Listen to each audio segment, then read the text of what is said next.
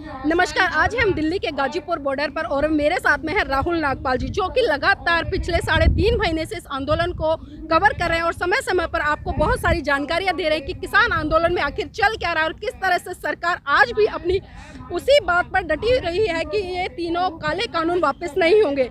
राहुल नागपाल जी, आपसे जानना चाहूंगी कि जिस तरह से किसान आंदोलन शुरुआत में मजबूती के साथ में डटा हुआ था, लगातार आज भी किसानों ने अपने लिए सारी व्यवस्था कर दी है। गर्मी भी बहुत ज़्यादा पड़ने लगी है और यहाँ पर हम देख रहे हैं कि जो एसी है, कूलर है और जिस तरह से जो घर बनाए हैं वो वास्तव में बहुत ही सराहनीय है। तो आपसे जानना चाहूंगी कि अभी पश्चिम बंगाल में जो चुनाव चल रहे हैं, यहाँ के जो बड़े बड़े नेता है, चाहे राकेश टिकैत हो, योगेंद्र यादव हो या अन्य वो कोई भी हो, हम देख पा रहे हैं कि वो अभी जो पश्चिम बंगाल में चुनाव है वहां पर अपनी उपस्थिति दर्ज करा रहे हैं और लगातार एक अपील कर रहे हैं कि भारतीय जनता पार्टी को वोट ना करें। तो क्या लगता है कि पश्चिम बंगाल का रुख किस तरफ जाएगा? पश्चिम बंगाल में 100% ममता बनर्जी की सरकार जो है वो बन रही है, उसे कोई चैलेंज नहीं कर सकता।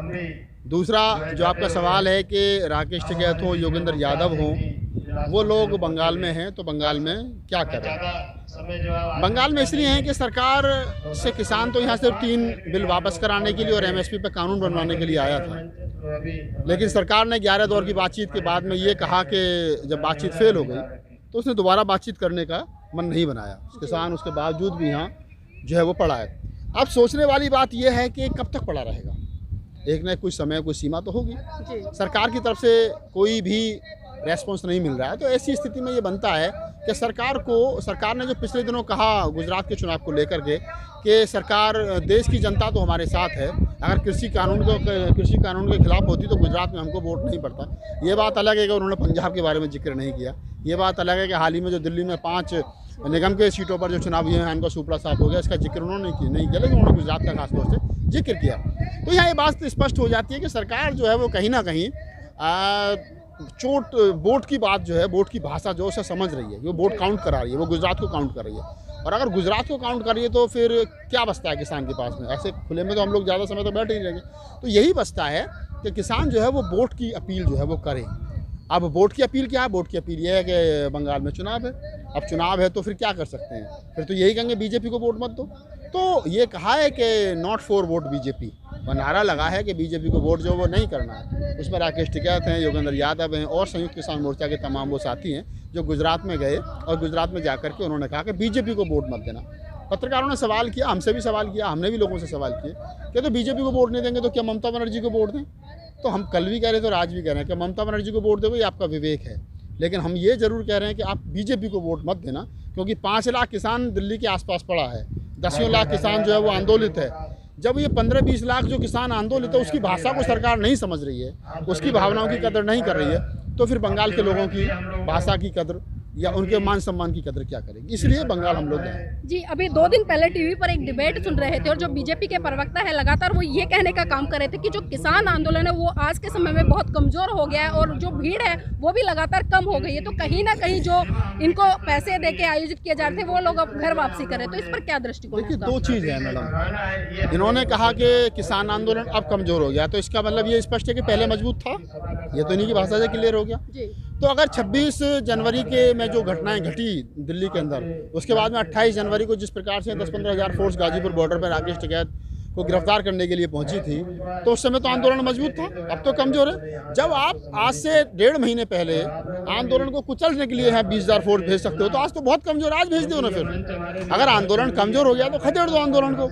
यहाँ लोगों की संख्या कम हो सकती है, मैं स्वीकार कर लूँगा, लेकिन आंदोलन कमजोर नहीं हुआ है। जो आंदोलन पहले टिकरी बॉर्डर, सिंघू बॉर्डर और गाजीपुर बॉर्डर पर था, वो आंदोलन आज मध्य प्रदेश में है, गुजरात में है, बंगाल में है, महाराष्ट्र में है, पूरे देश में फैल चुका, हरियाणा में है, पंजाब, तमाम देश में जो राकेश टिकैत और तमाम संयुक्त नेता जो किसान आंदोलन के हैं, संयुक्त किसान मोर्चा के जो नेता, उनकी रैलियों में, उनकी पंचायतों में जो लाख भीड़ उमड़ रही है, ये सरकार को पता है, उनके प्रवक्ताओं को पता है कि आंदोलन बॉर्डर पर लोगों की संख्या कम है, लेकिन आंदोलन कमजोर नहीं है। जी, हमने देखा कि जिस तरह से भाजपा के जो कार्यकर्ता है विश्वास जता रहे थे, अभी दिल्ली में 5 सीटों पर उपचुनाव थे नगर निगम के, और हमने देखा कि 5 सीटों पर भारतीय जनता पार्टी बुरी तरह से हारी है। तो इस हार को और अभी जो पश्चिम बंगाल में चुनाव है उसको किस तरह से देख रहे हैं? वहां पर भी क्या भाजपा को मुँह की खानी पड़ेगी? मैं बंगाल 1-2 बार गया हूँ और जो मेरा अपना मानना है बंगाल की राजनीति देश की राजनीति से अलग है। हमारे जो उत्तर भारत का आदमी है वो 500 रुपये का जूता खरीदता है, अखबार नहीं खरीदता, 2000 की पैंट खरीदता है लेकिन किताब नहीं खरीदता। लेकिन बंगाल का जो आदमी है, बंगाल का आदमी पैरों में चप्पल नहीं होगी लेकिन वो 5 रुपये का अखबार उसकी बगल में जरूर मिलेगा। और 5 रुपये का अखबार इसलिए मिलेगा क्योंकि वो वहाँ का आदमी जो वहाँ की राजनीति को समझता है। उसके पैरों में चप्पल है नहीं है, उसके बदन पर फटे कपड़े, ये बात अलग हो सकती है, लेकिन अखबार पढ़ता है। और मोदी जी जो बोलने वाले हैं, योगी जी जो बोलने वाले हैं, वो आज का अखबार पढ़ के वो 10 दिन की राजनीति बताता है कि राजनीति में होने वाला क्या है। तो वहाँ का जो वोटर है, वहाँ का जो राजनीतिक व्यक्ति है वो बड़ा जागरूक है। अब आप समझ लीजिए, एक बात मैं आपके यहाँ एक उदाहरण के साथ बातचीत कर लेता हूँ कि जब 2019 में लोकसभा का आम चुनाव हुआ और लोकसभा के उस आम चुनाव में आप देखेंगे कि किस प्रकार से मोदी है तो मुमकिन है, हर हर मोदी, घर घर मोदी के नारे लगे। उस समय पर भी मोदी जी वहाँ कुछ सीटों में बढ़ोतरी तो हुई थी बंगाल के अंदर, लेकिन वहाँ पर ऐसा नहीं था कि मोदी जी की एक तरफा लहर हो, जैसे उत्तर प्रदेश में थी, जैसे हरियाणा में थी, जैसे मध्य प्रदेश में थी, जैसे राजस्थान में थी, जैसे महाराष्ट्र में थी, तमाम देश में लहर थी। लेकिन बंगाल में और केरल में या उधर तमिलनाडु वगैरह जो शिक्षित इलाके वहाँ लहर नहीं थी, क्योंकि वो पढ़े लिखे और राजनीति को बेहतर समझते हैं। अब तो विधानसभा का चुनाव है, अब तो ममता वर्सेस जो वहाँ उनके जो मुख्यमंत्री पद के उम्मीदवार हैं बीजेपी के, उनके बीच में मुकाबला हो रहा है। और अगर मैं थोड़ी देर के लिए ये बात भी स्वीकार कर लूँ कि प्रधानमंत्री नरेंद्र मोदी प्रधानमंत्री पद की कुर्सी से इस्तीफा देकर के वह मुख्यमंत्री बनेंगे, इसलिए भी लोग वोट कर दें, तब भी ममता जो है वो भारी है। और ये हमको स्वीकार कर लेना चाहिए ओपन माइंड से कि ममता जो है वह सरकार में रिपीट कर रही है। और रिपीट इसलिए नहीं कर रही है कि ममता ने कोई जादू किया है, ममता ने काम किया, ममता लोगों के दिल में बसती, इसलिए रिपीट कर रही है। हम अक्सर देखते हैं कि कोई भी चुनाव हो या कोई भी आंदोलन हो तो लगातार भारतीय जनता पार्टी की तरफ से हिंदू मुसलमान जैसे मुद्दों को गरमाया जाता है, और वही मुद्दा इन्होंने बंगाल में भी गरमाने की कोशिश की और हुआ भी। तो क्या लगता है कि वो हिंदू कार्ड या मुस्लिम कार्ड वहाँ पर कितना खेला जाए और उसका कितना असर दिखाई देगा? देखिए, आप समझ लीजिए, वहाँ का मुसलमान 100% जो है वो ममता के साथ जा रहा है। वहाँ का जो मोस्ट बैकवर्ड और शेड्यूल कास्ट जिसको हम दलित कहते हैं वो ममता के साथ जा रहा है। अब बीजेपी की जो राजनीति है वो सवर्ण वोटों के आसपास घूमती है। सवर्ण वोट पूरे देश में 12, 14, 15% है, जिसको ब्राह्मण, क्षत्रिय और वैश्य कहते हैं। ये 12, 14, 15% है। वहाँ पर भी इनकी संख्या लगभग इतनी है। अगर मैं कह दूँ कि जो मोस्ट बैकवर्ड है, जो अपने आप को हिंदू धर्म की रीढ़ की हड्डी माने बैठा, जो हिंदू धर्म का ठेकेदार आजकल बन रहा है मोदी जी की सरकार में, अगर वो थोड़ा सा बदल भी जाएगा तो ज़्यादा 20% वोट पड़ जाएंगे। मैं आप लिख लीजिए, बंगाल के चुनाव में ममता को 50% से ज़्यादा वोट मिलेगा। और लिख लेना, जो दिल्ली की राजधानी में हुआ, दिल्ली की राजनीति में हुआ कि अरविंद केजरीवाल 67 सीट और 3 सीट जो है वो बीजेपी, यानी कि बीजेपी बोले तो अमित शाह और मोदी जी। और ये वही दिल्ली है कि जहां अमित शाह और मोदी जी गली गली वोट मांगते घूम रहे थे, उसके बाद में लोगों ने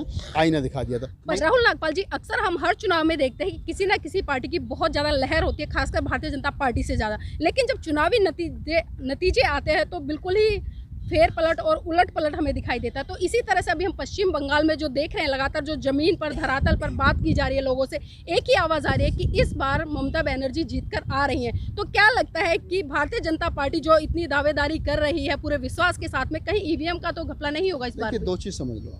इस चुनाव से पहले हम थोड़ा सा विश्लेषण बिहार का भी कर लेते हैं। बिहार में तेजस्वी यादव की लहर थी, नो डाउट। लाखों की संख्या में लोग तेजस्वी यादव को देखने और सुनने के लिए आ रहे थे। रिजल्ट आपके सामने कि सरकार जो है वो नीतीश कुमार की बनी।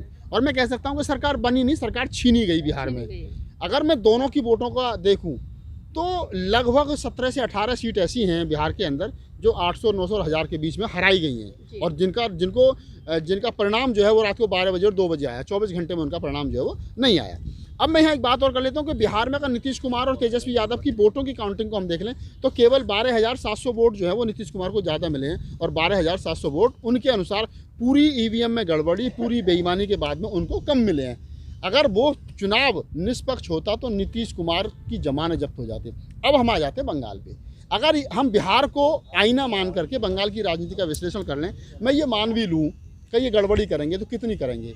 गड़बड़ी हमेशा 2 या 3% वोट की होती है। गड़बड़ी तो उन्होंने दिल्ली में भी करी थी, गड़बड़ी अन्य प्रदेशों में भी करी है, बिहार में भी करी है। तो जहां 2 या 3% वोटों में सरकार बनने की संभावनाएं होती हैं वहां ये सरकार बना लेते हैं। लेकिन जहां सरकार इनके और विपक्षी दलों के बीच में 15 से 16% वोट का गैप होता है, वहां सरकार ईवीएम की गड़बड़ी के बावजूद भी नहीं बन पाती, क्योंकि बहुत सारे एक्टिविस्ट हैं, बहुत सारे जो सामाजिक कार्यकर्ता हैं, उनका ये कहना है कि ईवीएम से गड़बड़ी ज़्यादा से ज़्यादा 2 से 3% की होती है, इससे ज़्यादा हो ही नहीं सकती। अगर मैं मान भी लूँ कि गड़बड़ी भी कर लेंगे, ये कितनी गड़बड़ी कर लेना, आप लिख लो, आप बंगाल चुनाव के परिणाम के बाद में आप भी हमारा इंटरव्यू करेंगे और हम भी जवाब देंगे। यही बात होगी कि आप लड्डू खाएंगे और हम लड्डू खिलाएंगे। बंगाल में सरकार बन रही है। हमने 2019 के जो लोकसभा चुनाव थे वो देखे अच्छी तरह से, और जिस तरह से भारतीय जनता पार्टी को पूर्ण बहुमत मिला और बहुमत से ऊपर इनकी सीटें गई, उसी समय जो एनआरसी का मुद्दा था वो गरमाया हुआ था और पूरे देश में एक अफरा तफरी का माहौल छाया हुआ था और लगातार लोग भारतीय जनता पार्टी को नकार कर रहे थे। लेकिन उसके बावजूद भी भारतीय जनता पार्टी पूर्ण बहुमत के साथ ही नहीं बल्कि उससे ज़्यादा सीटों पर जीत कर आती है। तो किस तरह से देखते हैं इसको? देखिए, आपने बहुत अच्छा सवाल करा एनआरसी और सीए का। उस समय देश दो दड़ों में बटा हुआ था एनआरसी सीए वाले मामले को लेकर के। लोग भूल बहुत जल्दी जाते हैं। हम लोग सब हिंदू हो गए, अब मुसलमानों का इंतजाम हो जाएगा, अब मुसलमानों का इंतजाम हो जाएगा। आज यहाँ वो आदमी भी खड़ा जिसके नाम पे 3 बीघा ज़मीन आती है, इस आंदोलन में खड़ा है ना। वो आदमी भी खड़ा जिसका नाम खतौनी में कटने को तैयार है, जिसके नाम ज़मीन बची नहीं, वो आदमी भी अपनी कराएगा। 4 बीघा ज़मीन है, ये ना छिन जाए। आप सोचिए, आप 4 बीघा ज़मीन बचाने के लिए 4 महीने से यहाँ पड़े हो, जिसकी नागरिकता छीनने को हो, जिसका देश छीनने को, वो आंदोलन नहीं करेगा क्या? वो भी आंदोलन करेगा। लेकिन हम लोग क्या कह रहे थे? हम ही कह रहे थे ना, अब मुल्लाओं का इंतजाम हो जाएगा, अब मुसलमानों का इंतजाम हो जाएगा। जब दलितों के बारे में बात आई थी, एट्रोसिटी एक्ट के बारे में आई थी, तब कहा था अब इन चमारों का, इन भंगियों का इंतजाम हो जाएगा। बड़ा हरिजन एक्ट लगाते थे। अब हम पिट रहे हैं, अब हम भी हिंदू नहीं रहे, पिटेंगे सब। अब आपने जो कहा ना कि एनआरसी, तब हम हिंदू बने हुए थे, अब हम हिंदू नहीं हैं। अब पता चलेगा कि हिंदू तो ये कुछ ही लोग हैं जो सरकार में बैठे हैं। इनके लिए ना मुसलमान से प्यार है, ना दलितों से प्यार है, ना जो मोस्ट बैकवर्ड जो किसान है, जाट गुजर यादव धना जुलाई तेली मनियार चमार चूड़े खटीक पासी, ना इनसे किसी से प्यार है। इनको सिर्फ कुर्सी से प्यार है और ये आपको जातियों में बांटे रहेंगे। चुनाव के टाइम पर आप सब हिंदू हो और जब चुनाव निकल जाएगा तो तुम जाट हो, तुम गुजर हो, तो यादव है, तो चमार है, तो खटीक है, तो पासी, सब फिर जातियों में बढ़ जाएंगे। तो क्या लगता है नहीं, क्या समय की डिमांड को देखते और जिस तरह का माहौल छाया हुआ, आज हर समुदाय के लोगों को इस सरकार के खिलाफ खड़ा होना चाहिए? नहीं, अभी देखिए देश के अंदर आज आप वर्तमान में ईमानदारी से चुनाव करा दो, मोदी जी खुद चुनाव हार जाएंगे, गारंटी है। लेकिन लोगों का नशा उतरा है, धर्म का नशा उतरा है, लोगों को समझ में। मैं तो खुद कहता हूँ भाई, मंदिर बन गया ना, अच्छी बात है यार। उस मंदिर में ना तो राहुल नागपाल को पुजारी बनना, ना उसके आगे बैठ करके मुझे फूल बेचने। मुझे तो ये बताओ, मेरे बच्चे एमटेक बीटेक करके रोड पे घूम रहे हैं, इनकी नौकरी कब लगेगी? मुझे तो अच्छा, धारा 370 हट गई ना, अच्छी बात है यार। मैं तो दिल्ली में किराए पे रहता हूँ, मैंने वहाँ प्लॉट थोड़ी खरीदना है, तुमने हटा दी, बहुत अच्छी बात है, तुम्हारे लिए धन्यवाद। लेकिन अब आगे की बात तो कर लो। तो ये जो धर्म का नशा है, ये नशा लोगों के दिमाग में से उतर रहा है। जो नहीं उतरा है, अभी 2-3 साल मोदी जी के और रह गए, ये उतर जाएगा और ऐसा उतर जाएगा परमानेंट। मोदी जी और अमित शाह बीजेपी को वहाँ पहुँचा करके जाएंगे जहाँ 1984 में खड़ी थी, 2 सीट के पार, बस। जी, बहुत बहुत धन्यवाद। तो ये थे हमारे साथ में राहुल नागपाल जी, जिन्होंने बहुत अच्छे समीकरण देकर समझाया और जिस तरह से इन्होंने किसान आंदोलन को कवर किया है। लगातार 3.5 महीने बीत चुके हैं और जिस तरह से पश्चिम बंगाल में चुनाव हो रहा है, वहाँ की जनता से भी अपील किया और लगातार यहाँ के जो किसान नेता है, चाहे राकेश टिकैत हो, योगेंद्र यादव हो या किसान यूनियन के बड़े बड़े नेता हो, वो पश्चिम बंगाल में बड़ी बड़ी जनसभाएं कर रहे हैं और लगातार जनता से अपील कर रहे हैं कि इस बार भारतीय जनता पार्टी को वोट नहीं करना। तो आगे हमारे साथ में जुड़े रहिएगा और देखते रहिएगा, क्योंकि पल पल की खबर हम आपको दिखाते रहेंगे।